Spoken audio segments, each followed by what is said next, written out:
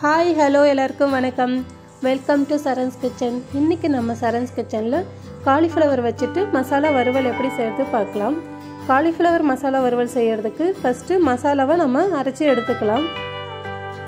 மசாலா அரைக்க தேவையான பொருட்கள்: மிளகாய்த்தூள் 1 டீஸ்பூன், சீரகம் 1/2 டீஸ்பூன், தனியா 1 டீஸ்பூன், தேங்காய் 2 டேபிள் ஸ்பூன், பச்சை மிளகாய் 1. இது எல்லாத்தையும் ஒரு மிக்ஸி ஜாரில் சேர்த்துட்டு அரைச்சி எடுத்துக்கலாம்.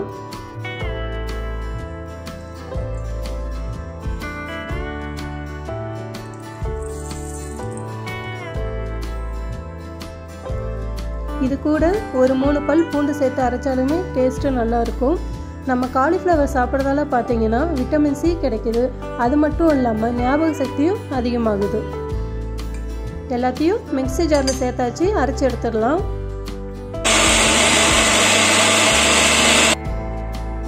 மசாலா அரைச்சி எடுத்தாச்சு. காலிஃப்ளவர் வறுவல் செய்ய தேவையான பொருட்கள்: நான் ஒரு காலிஃப்ளவர் எடுத்திருக்கேன். அதோட இலைகள் எல்லாம் தனியாக கட் பண்ணி எடுத்துட்டு பூவை மட்டும் நம்ம கட் பண்ணி எடுத்துக்கலாம். காலிஃப்ளவர் நல்லா க்ளீன் பண்ணிவிட்டு பூவை மட்டும் கட் பண்ணி எடுத்து வச்சுருக்கேன். வெங்காயம், கடுகு, மஞ்சள் தூள், உப்பு, கறிவேப்பிலை, கொத்தமல்லி இலை, நாம் அரைச்சி எடுத்து வச்சிருக்க மசாலா, இது எல்லாத்தையும் நான் எடுத்து வச்சிருக்கேன். காலிஃப்ளவரை நம்ம முதல்ல சுடு தண்ணியில் போட்டு வச்சிடலாம். இதை ஒரு 5 நிமிஷம் சோக் பண்ணி எடுத்தால் போதும். இப்படி செய்கிறதால பார்த்தீங்கன்னா இதில் இருக்க உரம், பூச்சி, புழு இது எல்லாமே நல்லா சுத்தமாயிட்டு வந்துடும். 5 நிமிஷம் முடிஞ்சதுக்கப்புறமா தண்ணி எல்லாத்தையும் வடிச்சிட்டு பூவை மட்டும் நம்ம எடுத்துக்கலாம். கடாய் சூடு பண்ணிவிட்டு எண்ணெய் சேர்த்துக்கலாம். எண்ணெய் சூடானதும் கடுகு சேர்த்துக்கலாம்.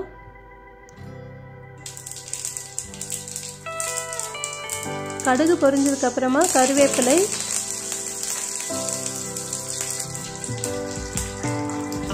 வெங்காயம் இதெல்லாம் சேர்த்துட்டு வதக்கி எடுத்துடலாம்.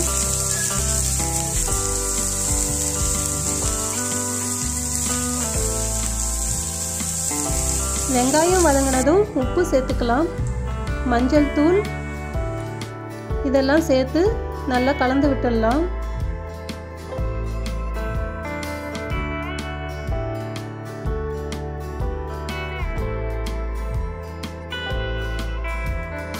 இது கூட காலிஃப்ளவர் சேர்த்துக்கலாம்.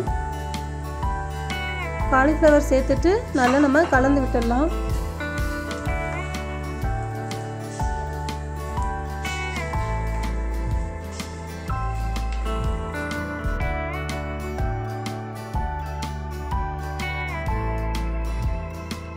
காலிஃப்ளவர் எல்லாம் நல்லா கலந்து விட்டதுக்கு அப்புறமா தேவையான அளவுக்கு தண்ணி சேர்த்து திரும்பவும் நம்ம கலந்து விட்டுடலாம்.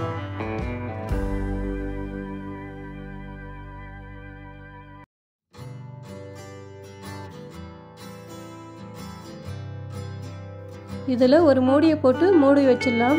ஒரு 10 நிமிஷம் அப்படியே வேகட்டும். இப்போ நம்ம மூடியை எடுத்துடலாம். நம்ம சேர்த்துருந்த தண்ணி எல்லாமே ட்ரை ஆகிடுச்சு. காலிஃப்ளவரும் நல்லா வெந்து வந்திருக்கு. இந்த மாதிரி தண்ணி இல்லாமல் வெந்து வந்ததுக்கப்புறமா நம்ம அரைச்சி வச்சுருக்க மசாலாவை சேர்த்துக்கலாம்.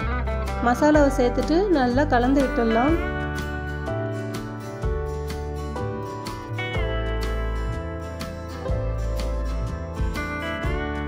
மசாலாவோட பச்சை வாசனை போகிற வரைக்கும் நல்லா கலந்து விட்டுடலாம். இதோட பச்சை வாசனை போனதுக்கு அப்புறமா கொத்தமல்லி சேர்த்துக்கலாம். கொத்தமல்லியை சேர்த்துட்டு கலந்து விட்டுடலாம். அவ்வளோதாங்க, காலிஃப்ளவர் மசாலா வறுவல் ரெடி ஆயிடுச்சு. இது சாம்பார் சாதம், ரச சாதம், அது மட்டும் இல்லாமல் வெரைட்டி ரைஸ் இது எல்லாத்துக்குமே ரொம்ப நல்லாயிருக்கும். இது வீட்டில் இருக்க எல்லாருக்குமே செஞ்சு கொடுங்க. இதோட டேஸ்ட் எப்படி இருக்குன்னு கமெண்ட் பாக்ஸில் கமெண்ட் பண்ணுங்கள்.